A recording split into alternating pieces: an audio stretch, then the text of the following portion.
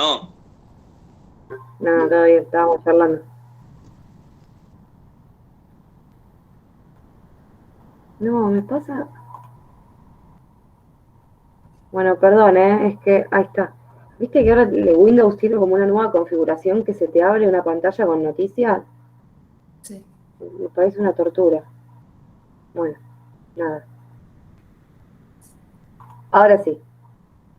Le decía, José, a vos por ahí te va a servir este súper repaso, porque con Luz en primer año lo ven, que es circulación atmosférica, pero yo creo que realmente es el tema más complejo por todas las variables que intervienen a la hora de analizar la circulación atmosférica de los vientos planetarios, ¿no?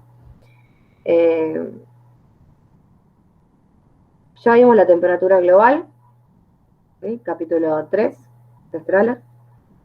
Ya vimos humedad, por eso yo les adelanté el capítulo 7, que fue el que vimos primero, y presión atmosférica. Presión atmosférica está presente en el capítulo 3 y en el capítulo 6 de Strahler. Estas tres variables, estos tres factores son los que van a determinar la circulación atmosférica a nivel global. ¿Sí? ¿A este videito lo vieron? A partir de este video vamos a desarrollar la clase, así que presten atención. Y aquí comienza todo. Aquí es donde realmente nace el viento. Hace calor, un calor tremendo. Sin embargo, lo más extraño es que no sopla el viento. Y eso se debe a que estamos en las calmas ecuatoriales.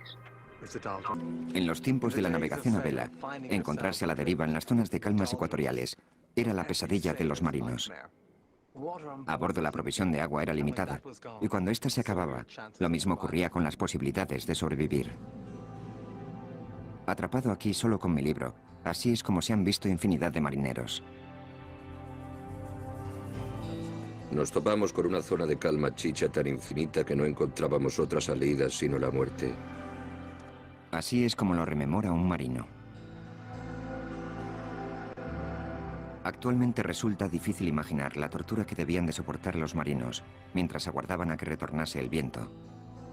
No obstante, si sobrevivías el tiempo suficiente, los vientos volvían a soplar. Y eso se debe a que las calmas ecuatoriales siguen el ritmo de las estaciones. A medida que el verano se desplaza del hemisferio norte al sur, las regiones de intenso calor que originan las calmas se trasladan hacia el sur, llevándose la calma consigo. Por tanto, los vientos producidos por este gran sistema global acaban regresando. Ya siento la brisa, salgamos de aquí.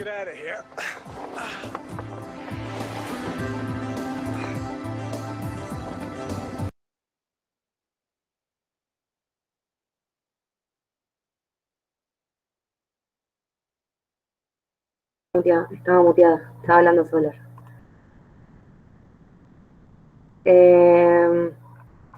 ¿Habían visto ese video alguna vez? ¿No? No.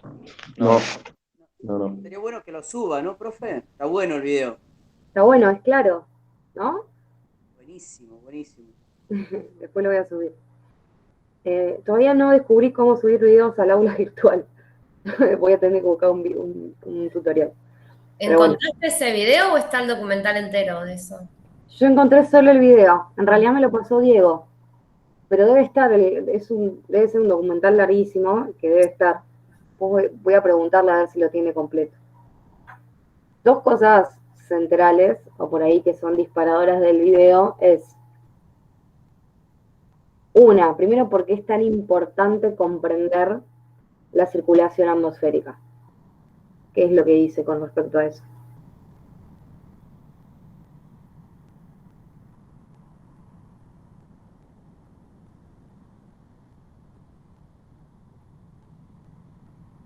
Que regula las temperaturas para que no sean más crueles, o sea, en los polos más bajas y más altas en las zonas tropicales. Exacto, exacto. La circulación atmosférica, sobre todo de los vientos, que es específico de esto de que vimos, lo que va a permitir es la regulación térmica, ¿sí? En donde se va a distribuir la temperatura y el vapor de agua o la humedad de las zonas con déficit a las zonas con mayor cantidad y al revés, ¿no? Se da ese intercambio entre los sistemas abiertos. Y por otro lado, el video arranca con la incógnita de por qué en una zona donde no hay vientos, en una zona de calma, es que se da el inicio de esta circulación atmosférica de los vientos en general, ¿no? A nivel planetario. ¿Y cuál es el factor desencadenante? Primero, ¿en qué zona del mundo estamos? El En la Ecuador. ecuatorial. Exacto. El pleno sol que le pega a la Tierra. Exacto. ¿Cómo se llama ese concepto? ¿Cómo vale? No, la vaporización, digo, que... Bien, producto de la intensa insolación, ¿no? Que hay en la zona ecuatorial. Tenemos la zona ecuatorial con una alta insolación, producto del eje de rotación de la Tierra, que va a provocar una evaporación, ¿sí? De las zonas de las calmas ecuatoriales, que va a provocar el ascenso de las masas de aire, ¿no? ¿Qué características va a tener ese aire que asciende? Caliente. Caliente y ¿qué más? Denso. Húmedo. Húmedo. Caliente y húmedo va a ser, ¿no? ¿Y asciende infinitamente el aire o hasta dónde llega? Cambia la temperatura. Hasta la troposfera. Tropopausa, cerquita, ¿sí? Es hasta el límite que hay entre la troposfera y la estratosfera, ¿no? Llega hasta la tropopausa, y ahí, ¿qué hace el viento? El viento no, el aire. Cambia de temperatura. Y puedes virar hacia el norte o hacia el sur, formándose. A los dos lados. El viento, yo soy el Ecuador.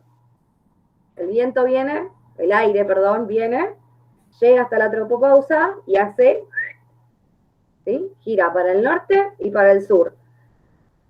De manera horizontal, ¿sí? A la tropopausa.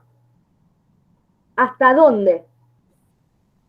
¿En qué momento este sistema comienza a cambiar de dirección?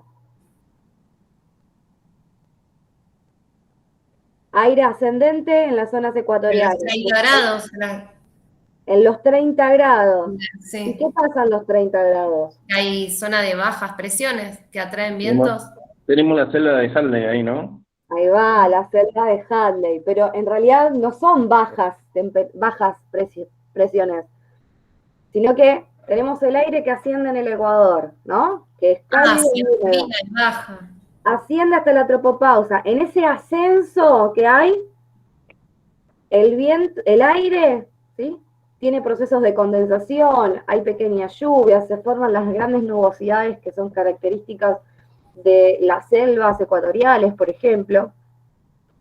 En ese ascenso llega hasta la tropopausa. La tropopausa se dirige hacia una parte hacia el norte y otra parte hacia el sur, en el cual en ese trayecto de los 0 grados hasta los 30, el aire comienza a perder temperatura. Entonces, al perder temperatura, ¿qué empieza a hacer el aire? Empieza a descender. A descender. Claro. Comienza a descender alrededor de entre los 25 y los 40 grados de latitud, tanto norte como sur. Es en ese momento en el que se forman las famosas altas presiones, ¿no?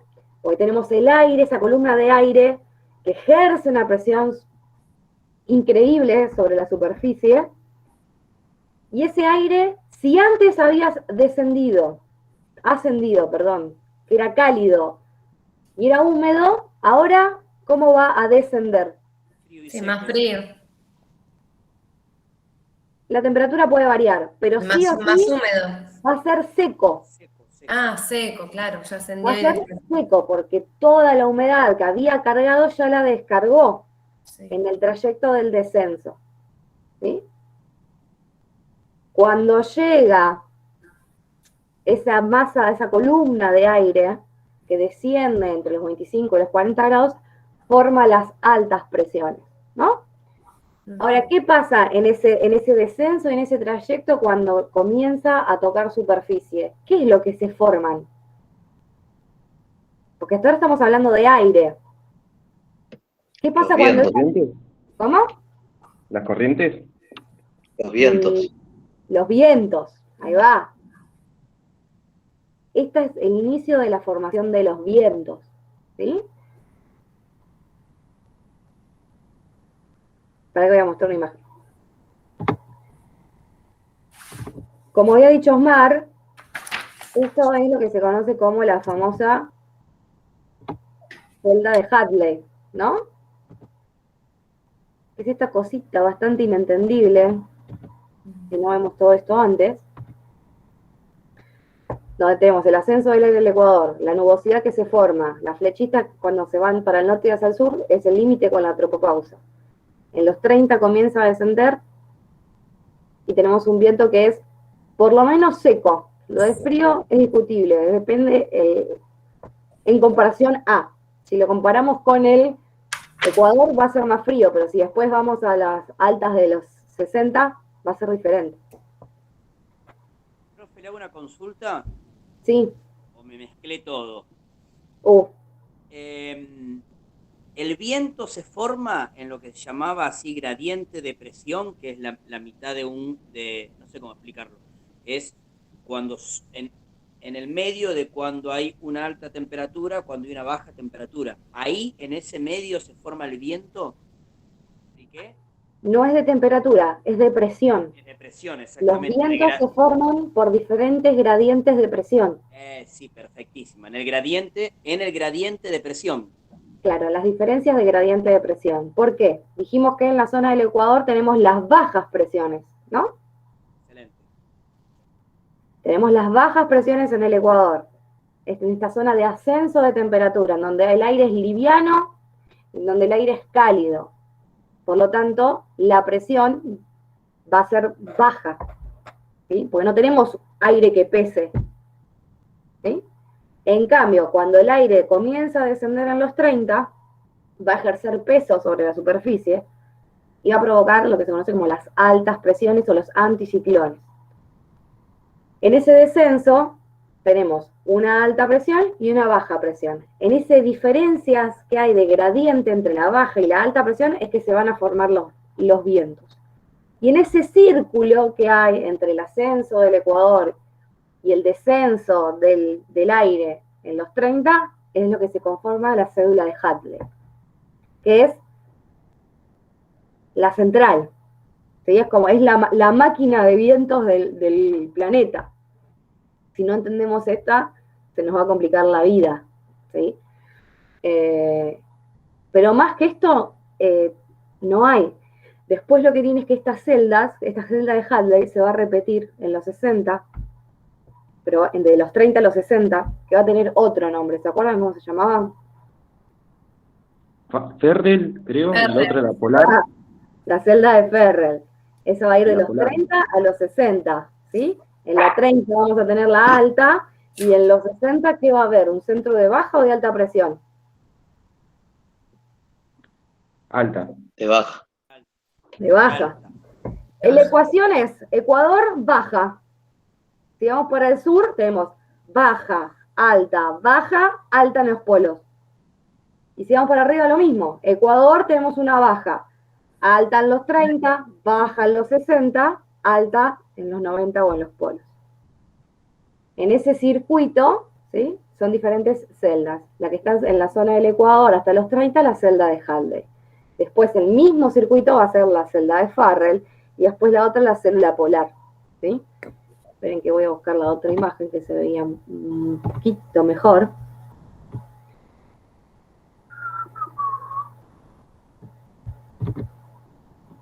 Creo que era esta.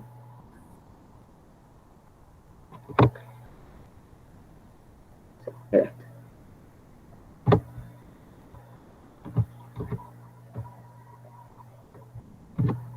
Bien. Ya adelanté un poco igual, pero ¿cuáles serían las características de las altas presiones y de las bajas presiones según dijimos, según estuvimos charlando recién?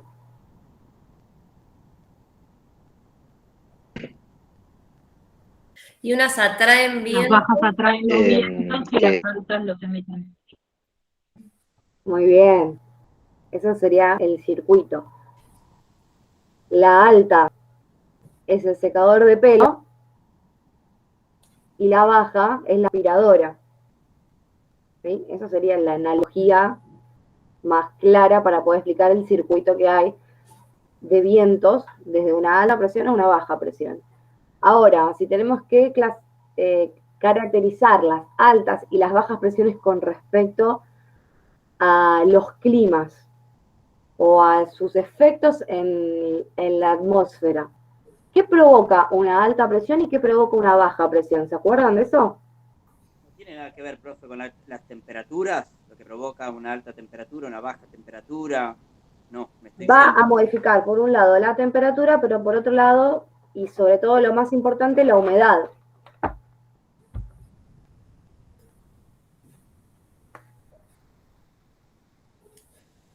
Eso preguntaba. Vayamos a baja presión.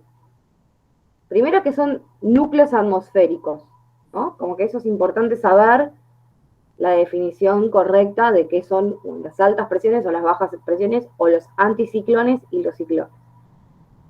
Tanto las bajas como las altas son núcleos atmosféricos, ¿no?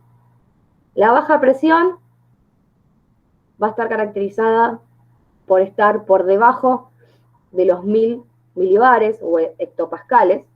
Cuando nosotros vamos a ver después el mapita de Strahler, donde se encuentran las altas y las bajas a nivel mundial, vamos a ver que las bajas van a estar siempre alrededor de los 1980, 950, cuando es más baja, milibares o hectopascales. Si el aire es ascendente, esa masa de aire que está por ahí circundando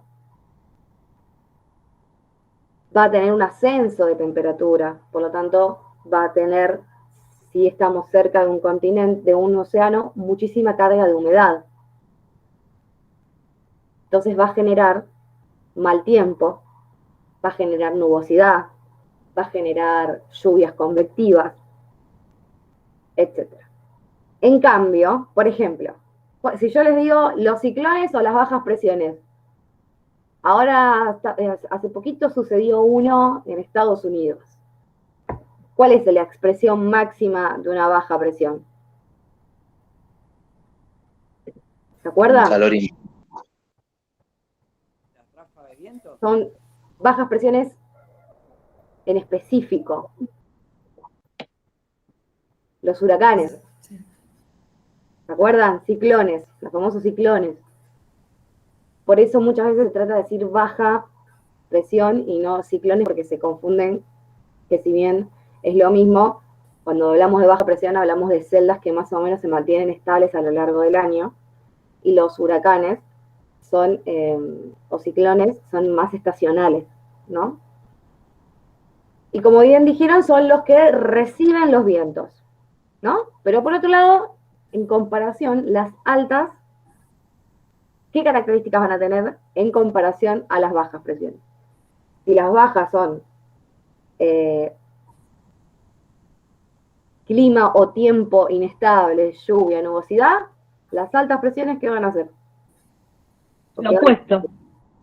¿Cómo? Lo opuesto. Lo opuesto. Bien. El aire va a ser descendente. Más ¿sí? seco. Más seco, por lo tanto el cielo va a estar limpio, no va a haber nubosidad y va a haber condiciones meteorológicas estables. Sí, son las zonas continentales de los desiertos, Exacto. ubicados ese tipo de superficies. Si tenemos que pensar lo que pasó ayer en Miramar, que a mí me agarró en medio de la ruta con el auto sin batería, fue una gran baja presión que hubo, ¿no? De repente la atmósfera en comparación a otra alta presión, bajó muchísimo y generó toda esta inestabilidad climática, meteorológica, perdón.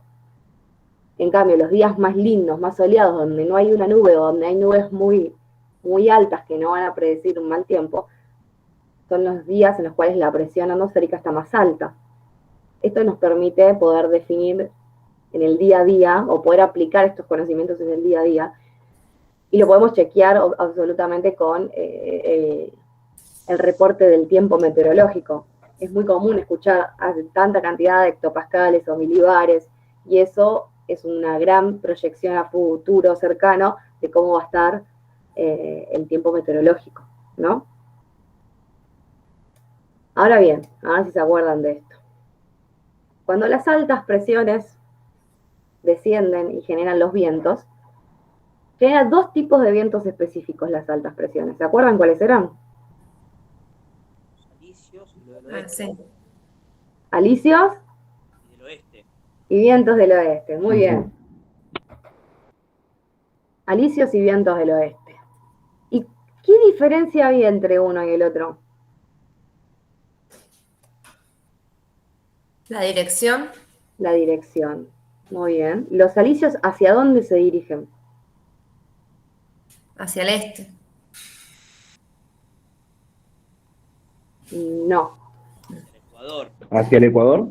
Exacto. Hacia la Ah. zona del Ecuador. Sí, ¿Sí? sí, ahí está. Hacia la zona del Ecuador. Esto nos va a dar el nombre de la famosa o de la mala reputación, la CIT, ¿sí? La zona de interconvergencia tropical. ¿Por qué? ¿Qué pasaba en esta zona? Llegaban los vientos alisios de las altas presiones de los dos hemisferios, ¿no? ¿Por qué convergían en esa región? Porque si nosotros nos ponemos a pensar, ¿se acuerdan del efecto Coriolis? Sí, sí. Exacto. El efecto Coriolis generaba un desvío de los fluidos, sobre todo del aire y del agua, en experimentos controlados, ¿no? No es que las corrientes oceánicas están afectadas por el efecto Coriolis. El efecto Coriolis generaba un desvío en los vientos, tanto alisios como vientos del oeste, que hacían que converjan en la zona del Ecuador, ¿no? Y que hacía que en el hemisferio norte giraran ¿para qué lado los vientos? Antihorario. Horario. Al revés, horario. No, al revés, sí. Horario En y el hemisferio antihorario. norte horario y en el hemisferio sur antihorario. Por esa diferencia que hay a la hora de la dirección de los vientos, producido por el efecto Coriolis, es que se produce la convergencia en la zona del Ecuador, ¿sí? Alrededor de entre los 0 y los 5 grados de latitud, tanto norte como sur. Y los otros vientos, no sé, no tengo ya el cuadrito, pero a mí me gustaba dibujar una A, ¿no? Para poder esquematizarlo y poner para allá alisios y para allá los vientos del oeste. Los alisios van a ser los que alimenten la zona de interconvergencia tropical, ¿sí? Y los vientos del oeste son los que van a alimentar, en el caso, si nos pensamos en la cédula de Hadley, van a alimentar el viento ascendente otra vez para que se forme la cédula de Ferrel. Y así sucesivamente. Acá lo vemos, ¿sí? Esperen que pongo otra fotito que me gusta más. ¿Van recordando? Sí, La tortura. Algo. Sí. La tortura de la circulación No, atmosférica. a mí me viene re bien acordarme. A mí también. Me trajo muchos recuerdos esto. Acá tenemos a los 0 grados, ¿no? En esto donde está mi mouse, tenemos la CIT, ¿no? En donde hay un ascenso del aire. Se generan nubes, o acá puso cumulonimbus o nimbustratos. El aire asciende, desciende en los 30, se forman las altas latitudes. El violetita que va hacia la CIT sería el viento alisio, el violetita que va hacia la izquierda sería el viento del oeste, que o se vuelve a calentar en la superficie, ¿sí? Esta masa de aire, y asciende hasta la tropopausa para volver a dividirse para el norte y para el sur, y generar y completar la cédula de Ferrel e iniciar la cédula polar. ¿Sí? Que la célula polar no genera vientos alisios y vientos del oeste, sino que son los vientos polares, que a nosotros como argentinos a veces nos afecta bastante, porque llega, pero estos vientos polares son más, afectan más a las zonas del hemisferio norte, ¿sí? Por la cercanía que tienen a los polos. ¿Vamos entendiendo?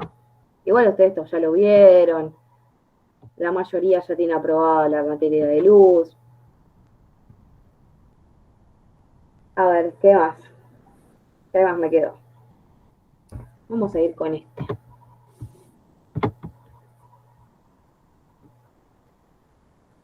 Esperen que lo encuentre, ¿eh?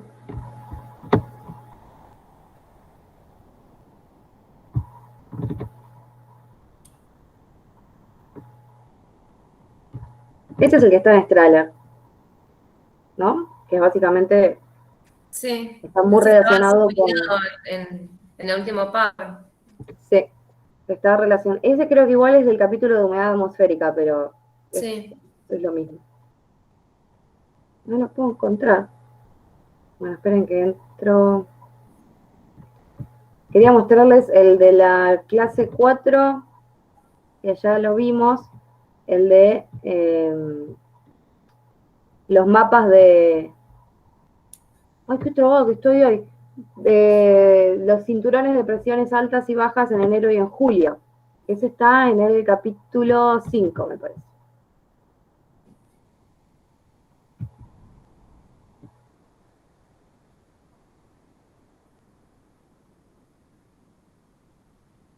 Ah, acá está. ¿Recuerdan ese?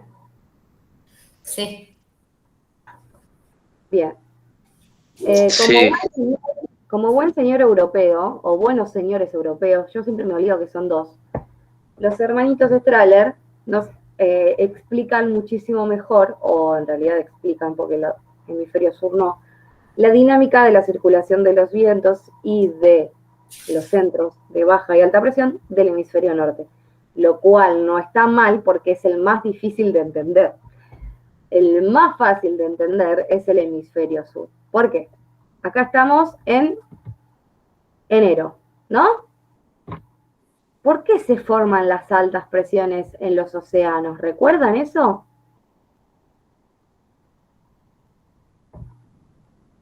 Tenemos más continentes, profe. ¿Cómo?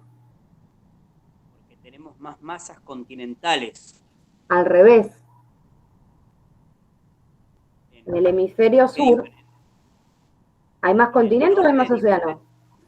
¿Usted qué dijo? ¿El norte? Océano. Hemisferio ¿Me sur. escucha bien usted a mí? Ah, perdón. No, Claro. está bien. Ahora Pensé que tiene decía sentido tu respuesta. el norte. Ahí va. En el hemisferio sur, las altas presiones se forman en los océanos. ¿Por qué? La temperatura de los océanos. En enero dijiste, o sea, verano en Esperen, el sur. miren. Esto es enero y esto es Yo no veo los julio. gráficos que muestra usted, profe. ¿Varía tanto? No. ¿Cómo? Yo no veo nada de lo que está mostrando usted. La veo usted, no, pero bueno, trato de ir pensando. ¿No se ve? Yo no veo nada. Yo la veo usted nada más. sí. Qué raro. Sí, se ve. Yo lo veo. Bueno, siga, no hay drama. Tengo un problemita hoy. Bueno, si lo tenés ahí a mano, fíjate y analizá el capítulo 5 de Strahler, en la página donde está, yo te digo qué página. Yo recuerdo que lo que variaba era que, o sea, como que se subían las altas dependiendo de las temporadas. Pero no variaba mucho más que eso. Pero en el hemisferio sur, las altas y las bajas presiones no varían tanto, son súper estacionales, por eso se dice que alrededor de los 25 y los 40 En el hemisferio sur tenemos el cinturón de las altas presiones. Además de que tenemos ese descenso de la masa de aire que genera esto, este descenso se hace en las zonas, y se forma en las zonas oceánicas. ¿Por qué? En comparación al continente, volvamos a retomar las características del calentamiento diferencial que había entre las superficies acuosas y entre los continentes. ¿No? ¿Se acuerdan eso? Sí, Bien. continente, sí, en las superficies opacas, la temperatura duraba menos que en las superficies marítimas. Exacto. En las superficies continentales, ¿sí?, es donde se van a formar cuando hace mucho calor, sobre todo en las zonas de verano, es donde se van a formar las bajas presiones. ¿Por qué? Porque es la superficie que más temperatura toma. Entonces, si más temperatura toma, de más calor va a dotar a la masa de aire que está por encima de esa superficie. Por lo tanto, va a formar estas bajas presiones. En comparación, ¿sí?, a las masas, a las superficies acuosas, que se van a mantener más frías, ¿sí? Entonces van a dotar de características más frías a las masas de aire. Y en esa diferencia, ¿sí?, es que se van a establecer los vientos. Miren la baja del Atlántico, acá, ¿no? ¿Me ven la flechita? Estoy ahí. Tenemos 1023 hectopascales, ¿no? Vemos cómo los vientos giran en sentido antihorario, porque estamos en el hemisferio sur, ¿no? Los vientos del oeste se dirigen hacia la baja de los 60 grados y por el efecto Coriolis van subiendo a chocarse con el continente. Que acá sabemos que en Sudamérica hay un factor muy importante de por qué estas flechitas no están entrando al continente. ¿Por qué esas flechitas no están entrando al continente americano? ¿La cordillera? Exacto, por la presencia de la cordillera de los Andes, ¿sí? Y por el efecto Coriolis, que hace que los vientos se curven, entonces van a impedir que ingresen al continente. Este es uno de los factores principales de la formación de los desiertos costeros. Piensen en Atacama, piensen en los Nazca, ¿sí?, en todo ese desierto que se formó por causa de esta dinámica de los vientos de las altas. Y acá ya tenemos los alisios que se dirigen a la CIT. ¿Ven? Por este lado. Si vemos en América del Norte, acá estamos no me acuerdo que era julio.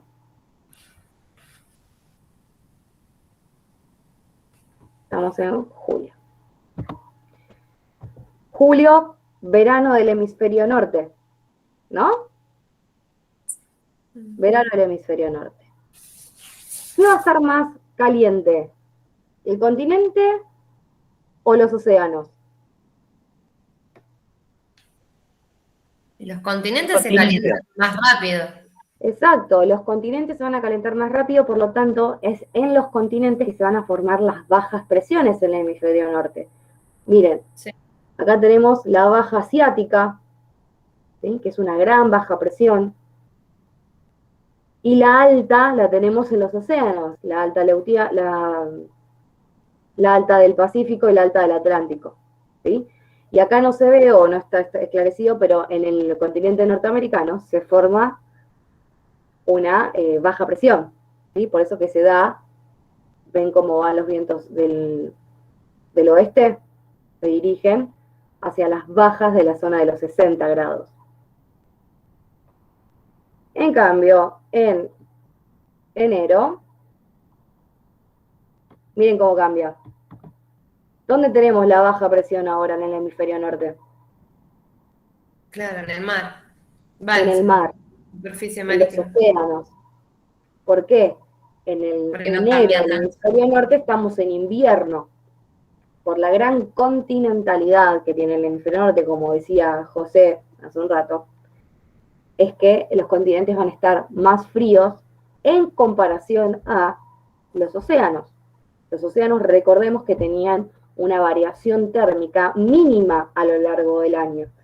Entonces no es que la baja presión se va a formar por el calentamiento de los océanos, sino que es en comparación al enfriamiento de los continentes. Tenemos la alta, ¿sí? Acá en el continente, lo que sería la alta siberiana, la baja en el Pacífico y la baja en el Atlántico. ¿Van recordando cómo era la dinámica? Más o menos. Algo. Bien, a grandes rasgos. A tener en cuenta y para repasar. En el hemisferio sur se mantiene casi siempre estable el cinturón de altas presiones, ¿sí? Y van a ser las altas presiones van a ser las que van a determinar la formación de los desiertos. Esto era algo importante para el trabajo de oscilaciones térmicas, cuando hablaba de por qué en ciertas zonas del hemisferio sur había grandes oscilaciones térmicas anuales que se daban sobre los continentes. Uno era el caso de norte de África, que ya entraría en lo que sería el hemisferio norte, pero otro caso era, por ejemplo, el sur de África y el centro de Australia.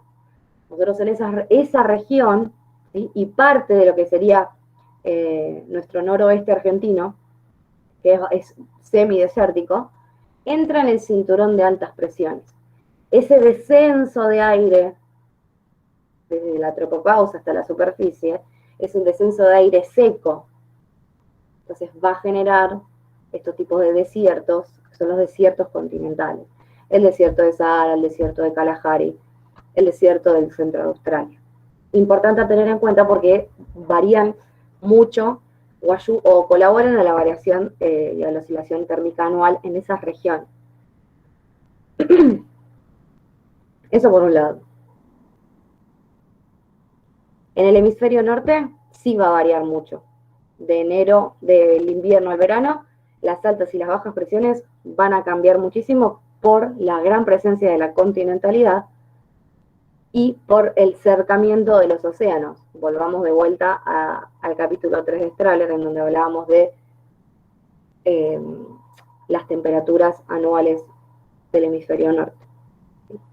Que al no haber circulación oceánica tan abundante o tan libre como en el hemisferio sur, no permitía la mezcla de las temperaturas, por lo tanto, colaboraba a este proceso de formación de bajas y altas presiones de forma estacional. Otra cosa a tener en cuenta.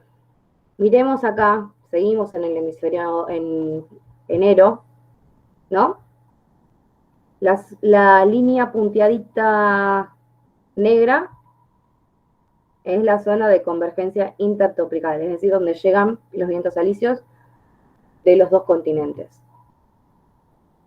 Esta es en enero y esta es en julio. ¿Qué pasó?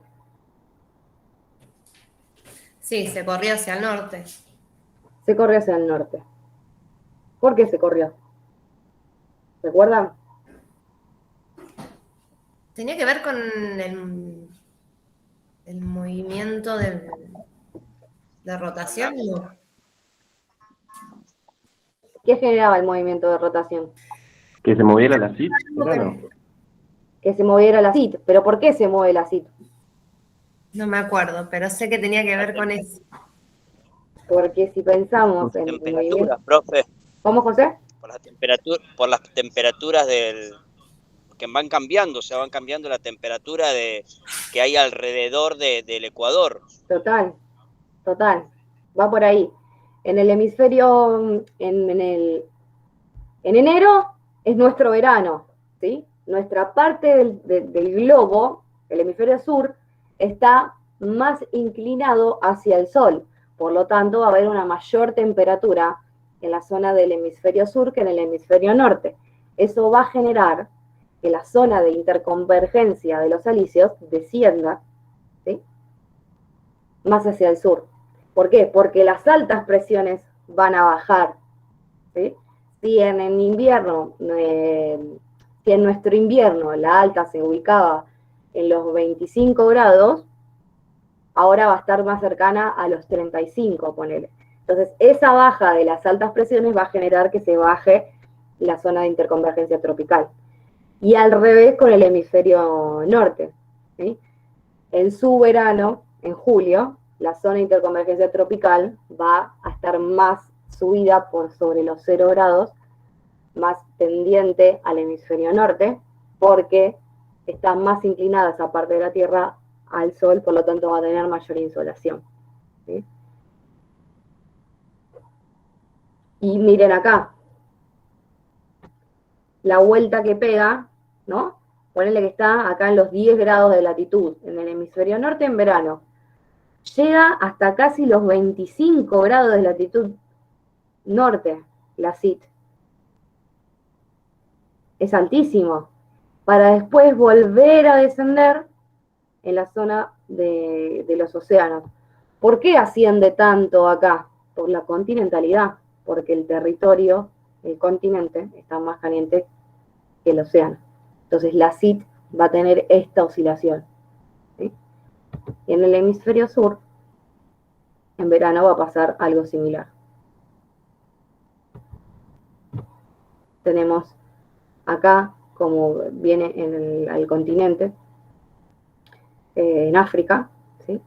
Lo mismo en Sudamérica, que va a tener el pico más bajo casi en el centro del continente, la CIT. ¿Sí? ¿Vamos bien? ¿Los estoy mareando mucho? Pero ya es repaso. Ahora ya lo último empecé a perderme, pero bueno, me ¿Por qué? ¿Por qué? Volvamos si querés. Con el tema de la CID iba... Pero sí, igual, era por el eje, pero por el cambio de temperaturas. Justamente. Exacto, es por eso. Sí, sí, sí. Porque como está más inclinado hacia el hemisferio sur en nuestro verano, el calor está más cerquita de nosotros, ¿sí? Bien.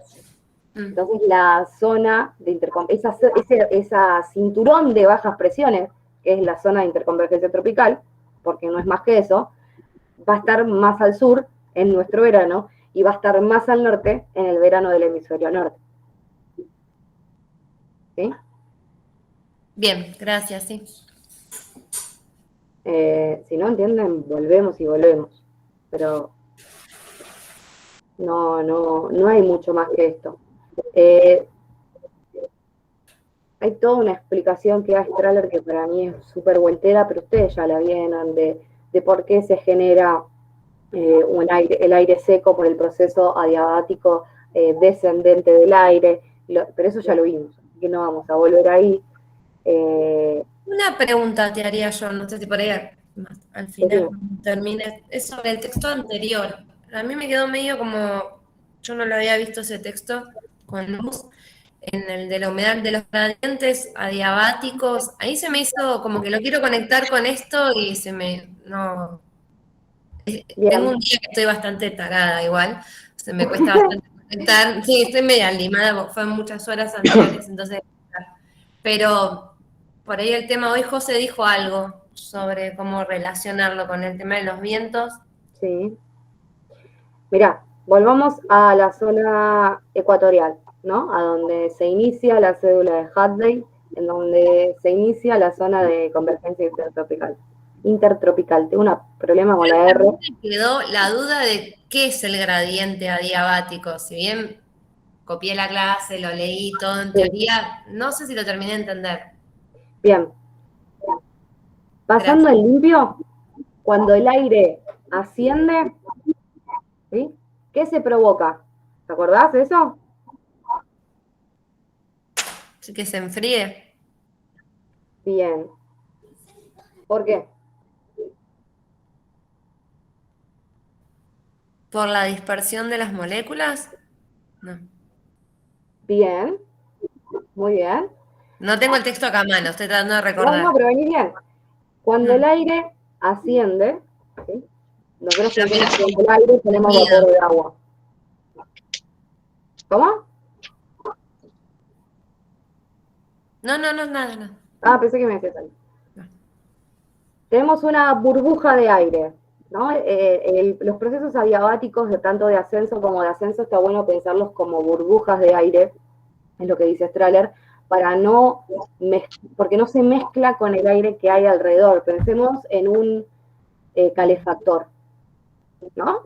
Cuando nosotros prendemos el calefactor, tenemos una fuente de calor, que es la mecha, que está calentando el aire que está ahí circundante arriba del calefactor. ¿Qué va a pasar? Va a mover las moléculas, ¿sí?, de este vapor, de este gas que es el aire. Entonces, al moverlo más, se va a dispersar más, por lo tanto no va a generar una presión, va a ganarle a la fuerza de gravedad, ¿sí? Al no haber presión, la temperatura va a disminuir. Eso es lo que se conoce como proceso adiabático de las masas de aire. ¿Por qué? Porque la temperatura no va a descender porque le quitamos calor, sino que tiene que ver con un cambio en el estado molecular de los gases, o del vapor de agua, lo podemos pensar también. Ah, eso, tío, sí. En cambio, cuando el aire desciende, lo hace por fuerza de la gravedad, ¿sí? Al descender, comprime ese gas, va a comprimir el vapor de agua, por lo tanto, va a disminuir, aumentar la temperatura. Eso es el proceso adiabático. Claro, a mí me descendente. mezclaba porque pensaba, el viento cuando bajaba seco con estas celdas, entonces trataba de, pero si en la gradiente bajaba más húmedo, era como, no, ahí no me cerraba, pero claro, son procesos por separado. Son procesos por separado. Está. Gracias. Aire ascendente, húmedo. Aire descendente, seco. Bien. Eso es el limpio, lo que tienen que entender. Sí, eso lo entendía. Lo que pasa es que se me había mezclado con eso de la gradiente, pero ahí no. Del vapor de agua. No sabía dónde meterlo ahí en todo este sistema. No, sí. No es sencillo. No es sencillo. A ver, ¿por qué estamos viendo todo esto? Porque la idea de esta cursada, muy parecida a la de primer año, o por lo menos tiene esas bases, es que ustedes puedan explicar, primero, cómo se forma un clima, y segundo, sumado a las otras unidades que después vamos a ver, por qué se forman las ecorregiones o los biomas. Para explicar un clima, ¿qué tenemos que tener en cuenta? ¿Se acuerdan? ¿Cuáles son los elementos del clima? Sí, latitud, continentalidad, corrientes. Esos son los modificadores del clima. Perdón. Temperatura. Humedad, temperatura. Bien. Humedad, temperatura. No sé, no quise interrumpir a alguien que habló, por eso me... Humedad, temperatura. ¿Y vientos? No. No sé, humedad, Presión atmosférica. Presión, sí. Para poder explicar los climas que están en Strahler, tenemos que tener en cuenta estas tres cosas. Entonces, si no entendemos la circulación atmosférica de los vientos, ¿cómo explico yo el clima seco de Perú, si está al lado del océano? ¿Cómo lo explico? Y porque tengo que entender que hay una alta presión, pero que los vientos del oeste están desviados por el efecto Coriolis, que encima en ese lado de Sudamérica tenemos una corriente oceánica fría, por lo tanto que no va a cargar de tanta humedad a la masa de aire que está por encima, por lo tanto no va a precipitar tanto en el continente, por lo tanto va a dar como característica un clima seco templado o seco subtropical. Esto es lo que tienen que hacer después, que va a estar relacionado con el parcial. Van a tener que explicar ciertos climas del mundo a partir de todo lo que vimos, de la temperatura global, por qué es esa temperatura en ese espacio en especial, cuál es la humedad, es un clima seco, es un clima húmedo, pero ¿por qué? Siento que ya lo viví esto. Ay, sí, perdonen. Hice Rusia y Australia yo, a ver si me toca otro país esta vez. Me acuerdo Voy de voy a ver cómo lo planteo. Todavía no lo pensé bien. Porque no les quiero dar Méndez y Molinero. Claro, Porque ya lo vieron. Porque ya lo vieron. Sí sé que los y las estudiantes que cursaron en primer año, no sé si lo vieron el primer año del año pasado, lo vieron tan en profundidad como lo vi yo, como lo vieron ustedes, que yo creo que vi todos los capítulos de Méndez y Molinero y me decía por qué el clima de Japón, ¿viste? Sí, tal cual. Yo tengo que dar Japón ahora en septiembre con Luz. Ah, bueno, sí, yo creo que vi Japón también, mira. Pero bueno, esto es crucial. Si no lo entienden, no vamos a poder avanzar. Pero bueno, al mismo tiempo, para mí tampoco es tan complicado, es entender, si nosotros vemos este mapa y entendemos qué significa la flechita, por qué la flechita tiene esa dirección, por qué hay una A, qué implica esa A, por qué en enero y en julio es diferente, ya podemos salir a explicar un clima. Por eso no se enrosquen tanto con el texto de Strahler y con la terminología de proceso diabático de gradiente. La verdad que mucho no me interesa porque jamás lo van a volver a usar, a no ser que tengan que dar clases en terciario como yo. Pero eso, vayan a las bases, a cómo explico yo un clima a partir de estos elementos, a partir de la temperatura, a partir de la humedad y a partir de la circulación atmosférica. Y a partir de las corrientes oceánicas, que si bien están en el texto, en el capítulo 6 de Strahler, lo que tienen que tener en cuenta de las corrientes oceánicas es que están muy relacionadas con la circulación atmosférica de los vientos, ¿sí? Muy relacionadas, y van a modificar fuertemente los climas. Ustedes eso ya en primero lo vieron también, tienen el mapa de corrientes oceánicas, saben que tenemos dos tipos, corrientes cálidas y corrientes frías, y de cómo una corriente fría va a cargar de menos humedad a una masa de aire y una corriente cálida va a otorgar más humedad a la masa de aire que está por encima de esa corriente o de esa superficie acuosa. ¿Por qué digo esto? No se enrosquen porque después tenemos una unidad aparte o una subunidad aparte de oceanografía. Entonces vamos a volver a retomar todo eso y a verlo en mayor profundidad. Sobre todo circulación profunda del océano, porque ya la superficial la vieron. Con respecto al texto, creo que era el 8 de masas de aire, exactamente lo mismo. Ustedes vieron que yo toda la clase vi el concepto de masa de aire, jamás lo expliqué, porque yo creo que está implícito ya en las palabras, ¿no? ¿Qué es una masa de aire? ¿Se acuerdan? No. ¿Aire en movimiento? El viento sería aire en movimiento, ¿sí?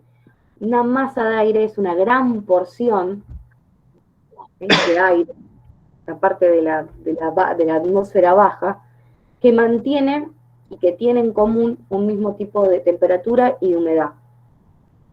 ¿Sí? Es regiones de aire homogéneas en cuanto a temperatura y humedad. Esa es la definición de masa de aire. Cuando yo decía que en la zona de Sudamérica, del Océano Atlántico, a la masa de aire que está en el continente, no la carga de humedad, la corriente oceánica que es fría, la Humboldt, es porque en toda esa región va a tener esa característica, ¿sí? Esa masa de aire va a ser templada o subtropical y seca. Las masas de aire van a adoptar la identidad de su superficie. Por eso Strahler dice que tenemos dos formas de identificar a las masas de aire. Por su posición latitudinal, porque eso va a adoptar la temperatura, y por el tipo de superficie que tengan por debajo. Por su posición latitudinal tenemos masas árticas, las antárticas polares, las tropicales y las ecuatoriales. Y por tipo de superficie tenemos marítimas y continentales. Entonces, vamos a tener, por ejemplo, una masa de aire ártica marítima. ¿Qué significa? Primero que va a estar, o sea, si decimos ártica, sabemos que va a estar ubicada en la zona del Ártico. ¿Pero en qué zona? Si digo marítima, va a estar ubicada por encima del océano glaciar ártico.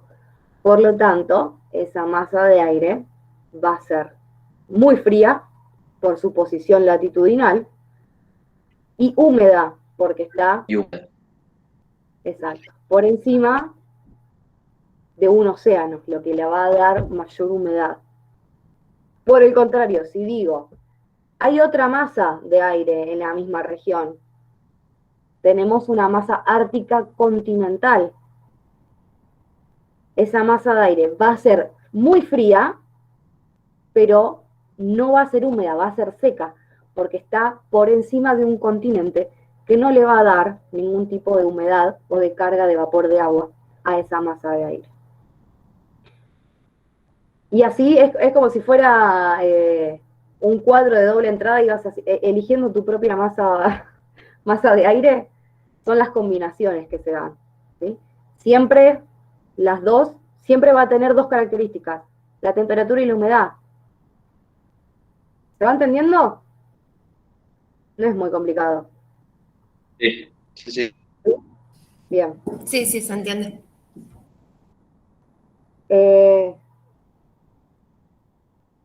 No es lo mismo que vientos. ¿Sí? Estas son masas de aire que van a ser trasladadas por los vientos.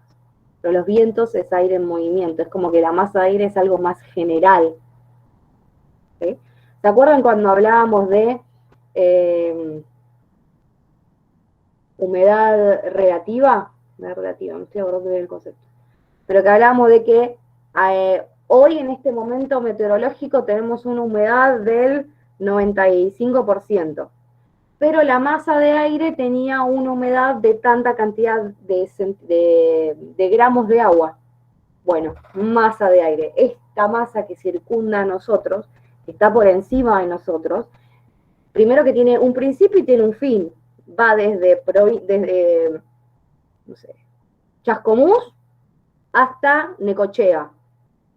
Va a tener una temperatura en especial que puede ser en promedio, hoy por hoy, unos 10 grados aproximadamente, y va a ser húmeda, porque estamos muy cerca de un océano que va a cargar de humedad.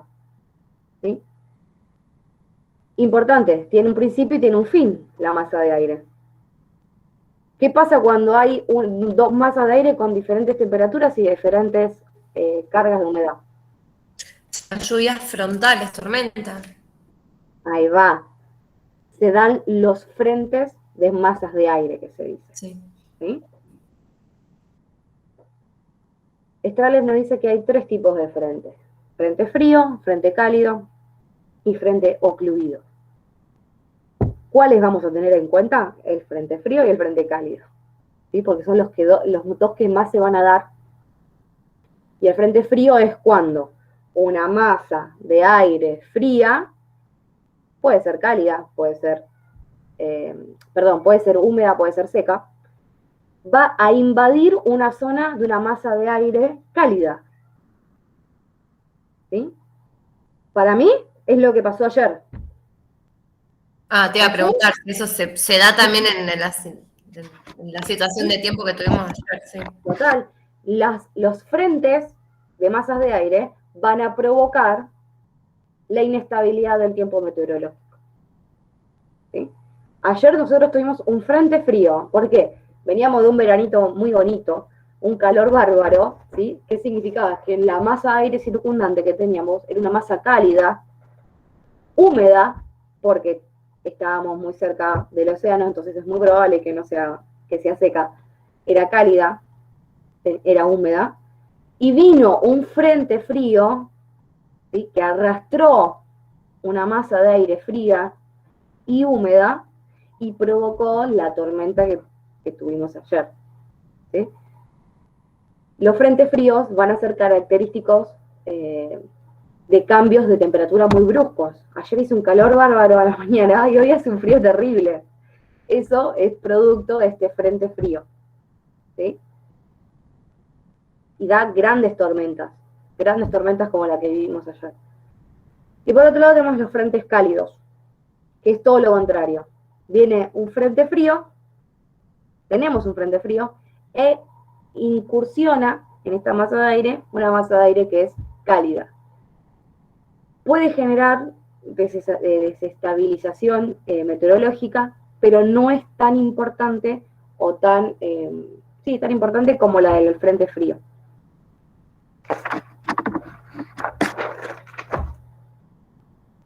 ¿Algo más del capítulo de masas de aire y borrascas? No. Explica que lo que serían las borrascas estacionales o las borrascas es tormenta, chicos. Es como el concepto español para nuestra idea de tormenta. Las borrascas estacionales van a estar dadas por centros de baja presión, provocados por estos choques de masas de aire. Por ejemplo, las grandes tormentas en las latitudes medias, como puede ser esta que vivimos ayer, los tornados y los ciclones o huracanes. ¿Me interesa cómo funciona un huracán? No, la verdad que no. Es interesante, yo lo aprendí por mi cuenta, me gusta dar videitos de huracanes, pero no se los voy a pedir. Simplemente que entiendan que el huracán es un centro de baja presión muy grande y que genera grandes desastres ambientales y desestabilización meteorológica. Nada más. Nada más y nada menos. Cada región del planeta va a tener su tipo de tormenta especial o su tipo de borrasca especial. No es común que en todos lados se den huracanes, porque acá nunca vivimos uno. ¿Se acuerdan eso? ¿Ustedes lo vieron con luz? Sí, algo me acuerdo. Ahora, hace 2 días hubo uno muy importante. ¿En dónde? ¿Escucharon las noticias?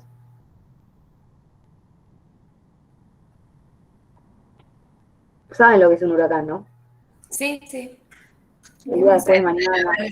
No sé, en Estados Unidos hay todo el tiempo.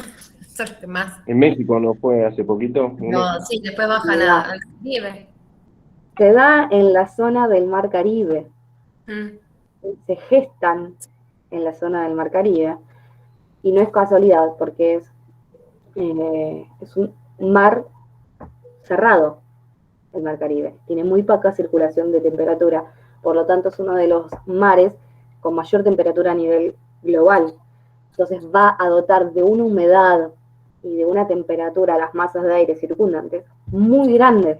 Por lo tanto va a generar una gran desestabilización meteorológica por lluvias convectivas, porque encima está muy cerca de lo que serían las altas presiones de las latitudes medias en Estados Unidos. Entonces va a generar estos choques de frente o de masas de aire, ¿sí? Que van a traducirse en lo que serían los huracanes. Los tornados son provocados por cumulus nimbus. De vuelta. No, decime.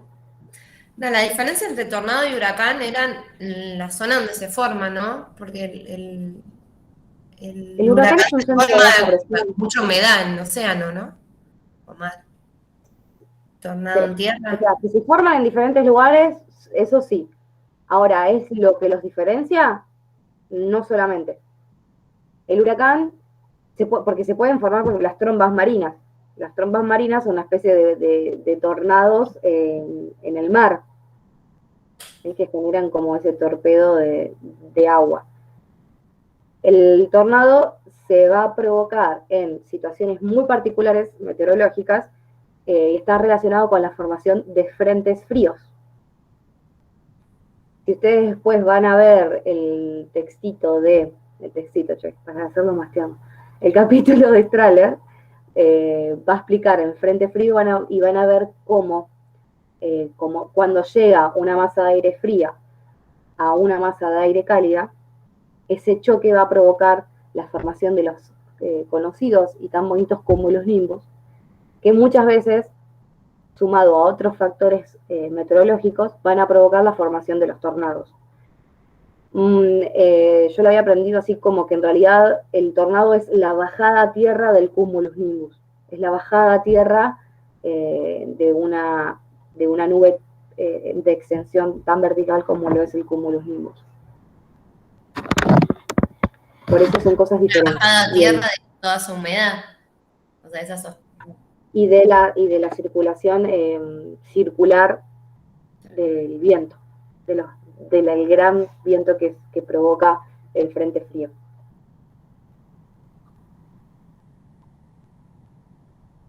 ¿Vamos bien? Sí. Igual, posta, no me interesa que aprendan de masas de aire, porque ¿ya alguien lo leyó a ese capítulo? El de masa de aire yo no. Bien. No, profe, yo no llegué, No, bueno. Que hay que leerlo todo, decía usted, se cortó un poquito. No. Presten atención a lo que yo estoy diciendo. Definición, tipos de masa de aire. ¿Dónde están ubicadas? Eso lo podemos ver, chumbear. ¿Dónde están ubicadas las masas de aire a nivel mundial? Eso lo vamos a ver. Esperen que lo encuentre. ¿Y cuáles son los tipos de frente y qué tipo de consecuencias meteorológicas genera? Nada más. Después, ¿cuál es la dinámica de un frente ocluido? No se enrosquen en eso.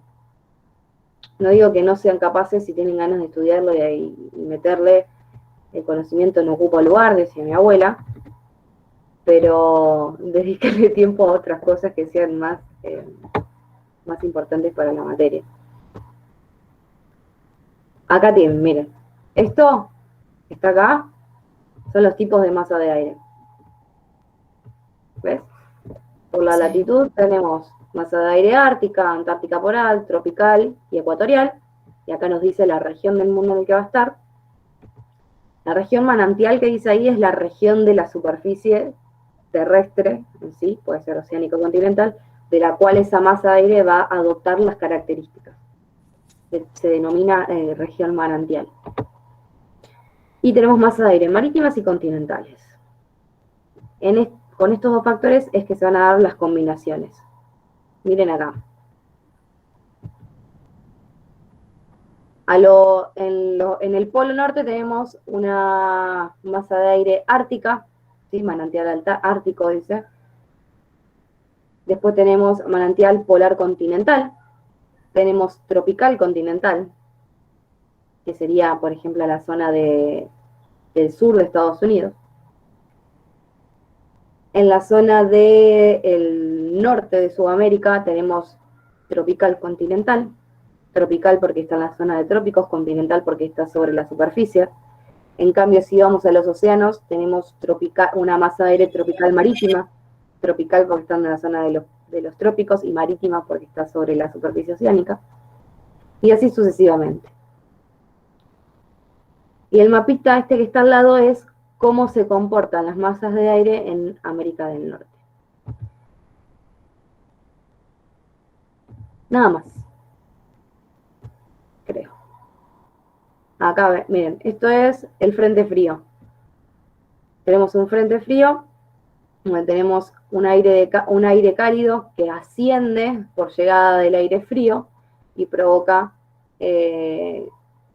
la formación de los famosos cúmulos nimbus que van a traer fuertes tormentas. En cambio, el frente cálido es al revés, tenemos un frente frío y el frente cálido, incluso por ser, a pesar de que él encare la masa de aire fría, igual siempre va a ascender por ser una masa de aire menos densa. Más que eso no, porque después miren acá abajo. Depresiones de los mapas diarios del tiempo. Acá nos está explicando que es un frente ocluido, que no es necesario. Trayectoria de las borrascas ondulatorias. No es importante. No es importante. No es importante. Bueno, acá tienen la explicación de lo que es un tornado. Si quieren chusmearlos, está bueno. Estas explican las tormentas que se dan en la zona de los trópicos y el Ecuador. Bueno, se me fue. Pero nada más. En el capítulo 6 de Strahler, que es el de circulación atmosférica, también hay una parte que desestimen, que es de los vientos en altura y de los chorros de aire. No nos interesa. Nos interesan los vientos en superficie para poder explicar los climas. ¿Están vivos? Sí. Sí, acá estamos. Estamos acá. Ay, qué garrón. Está hablando sola, pobre. Sí, estoy hablando sola, como una loca. Bueno, ya les digo. Les voy a subir un trabajo práctico evaluativo, que va a ser barra parcial, que supongo que va a estar relacionado con los climas del capítulo de Strahler, así pueden trabajarlo de forma integral. Y ya después arrancamos con la nueva unidad, que es hidrología. Que eso no vieron mucho, así que va a estar interesante. ¿El trabajo tiene que ver con los últimos 3 textos de Strahler, entonces? ¿Cómo, Silvina? Si el trabajo práctico tiene que ver con los últimos 3 textos del Strahler, el 6, el 7 y el 8. Sí y no, porque van a tener que hablar del 3 también, por ejemplo. Y van a tener que entender al sistema mundo como climático como un sistema, para poder explicar el clima. Entonces, en realidad, son todos los textos que vimos desde que arrancó.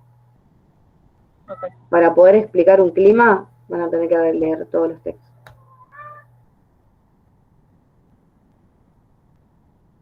¿Sí? Ahora que estoy pensando, no vamos a llegar más. Capaz que lo hacemos tipo... Exposición oral no me gusta, pero defensa oral del trabajo de forma virtual en el instituto. ¿Les va o no les va? A mí personalmente sí, porque ¿En el redactar instituto dijo, profe? una explicación. ¿Cómo, Hernán? Que yo, a mí personalmente sí, me gustaría más de manera oral y personal, porque redactar toda la explicación quizás sea mucho más complejo, pienso. Es verdad, puede ser. No sé, es mi José, Presencial, sí, presencial, profe. bueno. Estaría bueno plantear igual. Yo creo que algo escrito tiene que haber. Porque tienen que poder expresar tanto de forma escrita como de forma oral. Déjenmelo pensar. Déjenmelo pensar y tendrán noticias de mí en estos días. No voy a... Sí, igual para armarlo, por más que sea para una exposición mínimo, algo tenés que escrito, articular. Obviamente no un trabajo de redacción como hizo Hernán para un parcial, te lleva tiempo en geografía, pues es muy técnico todo, pero sí. Lo que a ustedes les parezca. Bueno, lo voy a pensar. Antes de que se vayan, José, ¿vos estás cursando las otras materias de segundo?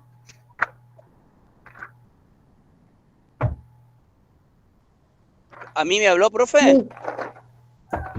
Porque se me entrecorta. ¿Qué me preguntó? ¿Qué materias tienen antes de ambiental los miércoles y los jueves? Antes de ambiental, ninguna. ¿Nada? No, ninguna. No, que yo sepa, si no estoy muy perdido. ¿Ni los miércoles ni los jueves? Hoy es miércoles. ¿No está filosofía hoy miércoles? No me acuerdo. Que Bueno, yo no sepa, importa. ¿no? Ahora pregunto en el grupo. Bueno, voy a cerrar acá. ¿Alguno tiene alguna pregunta, alguna duda? No me puteen. No me digan que esto es feo.